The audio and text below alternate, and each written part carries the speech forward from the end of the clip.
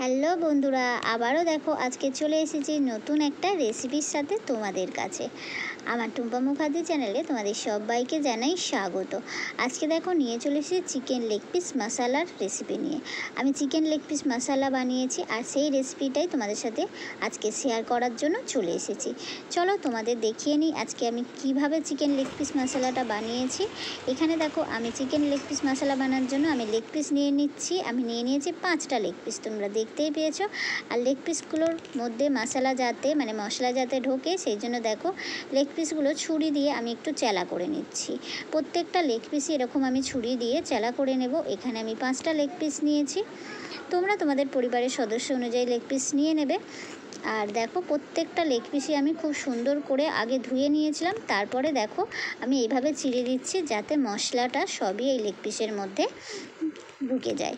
সেই জন্য চলো লেগ পিসগুলো সবই আমার চিড়ে নেওয়া হয়ে গিয়েছে। এই পর্যায়ে দেখো আমি দিয়ে দিচ্ছি মশলার প্রথমেই আমি দিয়ে দিলাম দই। আমি 2 চামচ টক দই দিয়েছি। আর দেখো দিয়ে দিলাম নুন, দিয়ে দিচ্ছি দেখো আমি 2 রকম লঙ্কার গুঁড়ো একসাথে আমি মিক্সড করে নিয়েছি। একটা হচ্ছে স্বাদের জন্য বা ঝালের জন্য, আর একটা হচ্ছে কালারের জন্য। 2 রকম লঙ্কার গুঁড়ো মানে কাশ্মীরি লঙ্কার গুঁড়ো আর ঝাল লঙ্কার গুঁড়ো দুটোই দিয়ে দিলাম। আর দিয়ে দিয়েছি দেখো এখানে আমি হলুদের গুঁড়ো, আর দিয়ে দিয়েছি আমি এর মধ্যে আদা রসুন পেস্ট দিয়ে দেখো ভালো করে আমি মাখিয়ে নিচ্ছি। প্রত্যেকটা চিকেনের গায়ে খুব সুন্দর করে দেখো আমি যে মশলাগুলো নিয়েছিলাম সব খুব সুন্দরভাবেই দেখো মাখিয়ে নিয়েছি, প্রত্যেকটা চিকেনের গায়েতে লেগে গিয়েছে। আর এখন দেখো আমি 1 ঘন্টার জন্য রেস্টে রেখে দিলাম। আর 1 ঘন্টা পরে দেখো আমি চলে এসেছি আর কড়াইয়ের মধ্যে দিয়ে দিলাম আমি সর্ষের তেল। আর আমি অবশ্যই সর্ষের তেলে রান্নাটা করব, সর্ষের তেলে রান্নাটা করলে খেতে খুব সুন্দর হয়, তাই দেখো এখানে আমি সর্ষের তেলে রান্না করব। আর তেলের মধ্যে আমি শুধুমাত্র ফোড়ন দিয়েছি 4টে এলাচ ফাটিয়ে দিয়ে দিয়েছি। আর এলাচটা থেকে খুব সুন্দর একটা গন্ধ বেরিয়ে এসেছে। তারপরে এখানে দেখো আমি 2টো পেঁয়াজ, মাঝারি সাইজের 2টো পেঁয়াজ কেটে নিয়েছি। সেই পেঁয়াজ দুটো দেখো আমি তেলের মধ্যে দিয়ে প্রথমেই আমি ভালো করে ভেজে নেব। পেঁয়াজটা একটু হালকা করে ভাজবো না, একটু কড়া করেই আমি ভাজবো। পেঁয়াজ হালকা ভাজা একদমই হবে না, কড়া ভাজা হবে।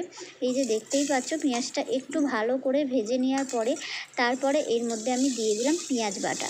এখানেও আমি 2টো বড় বড় পেঁয়াজ বেটে নিয়েছি।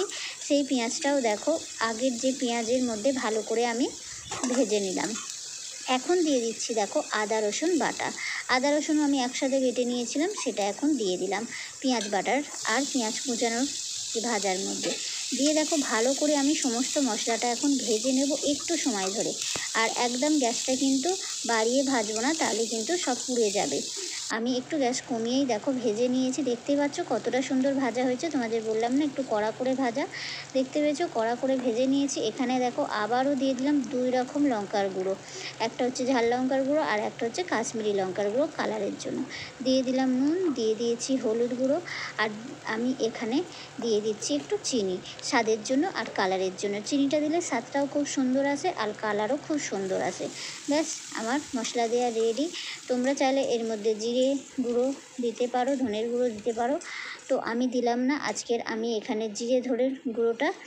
আর দেখো এখন দিয়ে দিলাম আমি দইটা আমি আগেই ভালো করে ফেটিয়ে রেখে দিয়েছিলাম নর্মাল টেম্পারেচারে রেখে। তারপরে দেখো আমি এখন দইটা ভালো করে ফেটিয়ে নিয়ে দিয়ে দিয়েছি। আর দেখো কতটা সুন্দর কালার এসেছে। এটা কিন্তু কষতে কিন্তু আমার সময় লেগেছে, আর মশলাটা কষার কাছেই কিন্তু সব কিছু। তোমাদের কিন্তু অতটা তো আর দেখা যায় না, তা দেখতেই পেয়েছো কতটা সুন্দর মশলা থেকে আমার তেল ছেড়েছে। আর ওই তেলের মধ্যে মশলা কষার তেলের মধ্যেই দেখো আমি চিকেন লেগ পিসগুলো সব দিয়ে দিলাম। দিয়ে ভালো করে এখন চিকেন লেগ পিসগুলোকে আমি মশলার সাথে কষিয়ে নেব।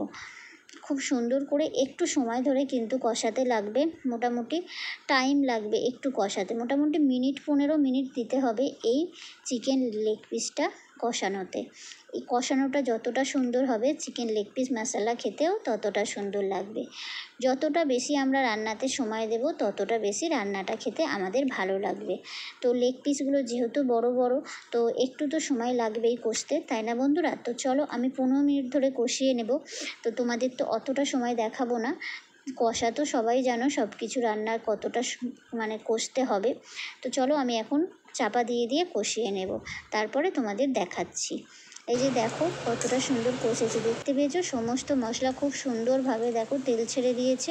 আর কতটা সুন্দর লেগ পিস থেকে তেল ছেড়েছে, খুব সুন্দর কিন্তু কষা আমার হয়ে গিয়েছে। দেখতেই পেয়েছো কতটা সুন্দর কষেছি। এই যে এইভাবে কষতে লাগবে, তাহলে কিন্তু চিকেন লেগ পিসগুলো খেতে খুব সুন্দর হবে, দেখেছো। আর এখন দেখো যে থালার মধ্যে আমি চিকেনটা মাখিয়েছি, মানে মাখিয়ে রেখে দিয়েছিলাম, সেই থালার মধ্যে একটু জল দিয়ে, থালাতে মশলা লেগেছিল, জল দিয়ে ধুয়ে সেই জলটা এখন দিয়ে দিলাম।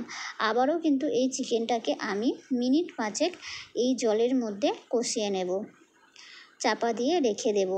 চলো তোমাদের দেখিয়ে দেব মিনিট 5 পরে কতটা সুন্দর কষা হয়েছে লেগ পিসগুলো।